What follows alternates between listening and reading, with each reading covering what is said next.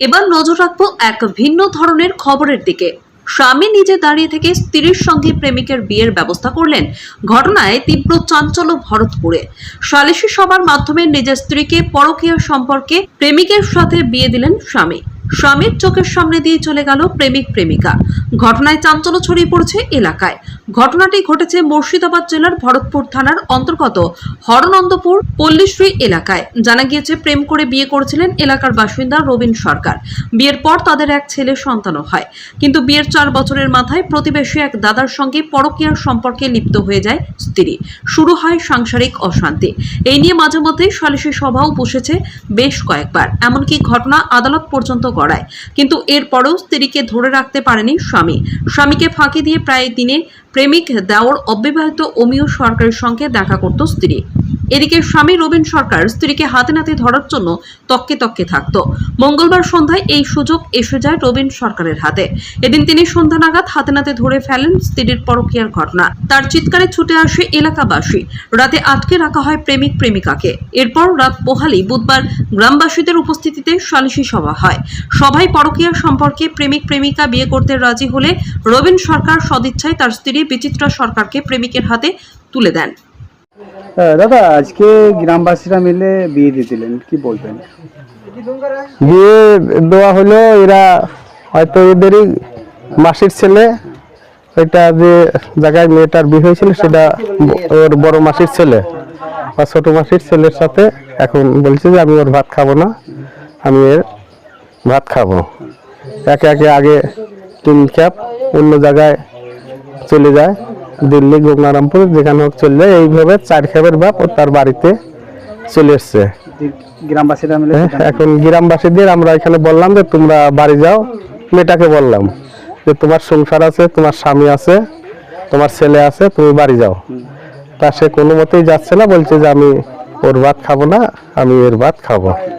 তাই আমরা তার শাশুড়ির ছিল বা তার কাকি শাশুড়ির ছিল, তাদের কাছে আমরা বললাম যে যদি নিয়ে যায় আমরা তোমার বাড়িতে দিয়ে আসছি। কিন্তু সে কোনো মতেই বলছে যে আমি এই বাড়ির থেকে যাব না, আমি ওর ভাত খাবো না, আমি এর ভাত খাবো, অর্কর ভাত খাবো। সেই হিসেবে এখন মেয়ে যদি যাবে না, থানাতে ফোন করেছে, থানায় বলছে এইভাবে 3-4 খাপ হয়েছে, আমরা কিছু করতে পারবো না, তোমরা যা ভালো সেটা করো। হ্যাঁ, তারপর আবার পণ্ডিত বলছিল যে থানায় ফোন করা হয়েছে মেজবাবুর কাছে, তারা বলছে যে 3 খাপ হয়ে গিয়েছে, 4 খাপের ভাব ওটা হবে না, যদি বিয়ে করতে রাজি হয় তোমরা বিয়ে দিয়ে দাও। এখন আমরা গ্রামের পক্ষ থেকে ওর যে স্বামী রবিন সরকার, সে দাড়ি থেকে তার মাসির ছেলের সাথে বিয়ে দিয়ে দিয়েছে। ঠিক আছে, আজকে হলো তাই তো? এই আজকে কি বার? আজকে বুধবার। বুধবারে বিয়েটা তার স্বামী দাড়ি থেকে তার মাসির ছেলের সাথে বিয়েটা দিয়ে দিয়েছে। আচ্ছা, ওদের একটা ছেলেও আছে? হ্যাঁ, ওদের ছেলে আছে, সেটা সরকারি মারফতে। যদি রবিন পায় রবিনের কাছে থাকবে, আর যদি মেয়েটা পায় তাহলে মেয়ের কাছে থাকবে। আমরা সরকারের বিরুদ্ধে কোনো বিকল্পনায় যাব না। কি নাম? আমার নাম দিলীপ রাজবংশী।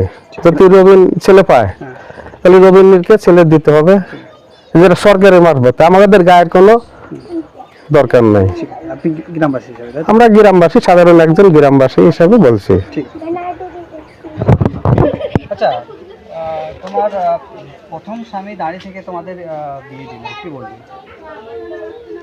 প্রেমিকের সাথে, তাই তো? কতদিন ধরে তোমাদের এই সম্পর্ক ছিল? 2 বছর। বিয়ে কবে, বাড়ি থেকে কবে বেরিয়ে এসেছিলে? কালকে রাত্রে। কালকে বেরিয়ে এসেছিলে, তাই তো? হ্যাঁ। এখন তুমি বিয়ে করে নতুন স্বামীর কাছে থাকবে, তাই তো? দ্বিতীয় স্বামীর কাছে থাকবে, তাই তো? প্রথম স্বামীকে ডিভোর্স দিয়ে দেবে, তাই তো? হ্যাঁ। আর কি বলবে?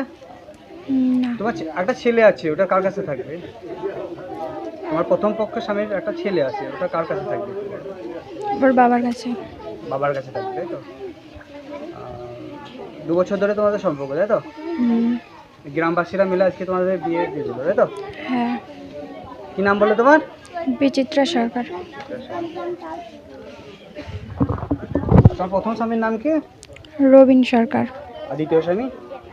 অমিয় সরকার। আজকে তোমার প্রেমিকের স্বামী দাড়ি থেকে তোমাকে বিয়ে দিয়ে দিল, কি বলবে? হ্যাঁ দিল।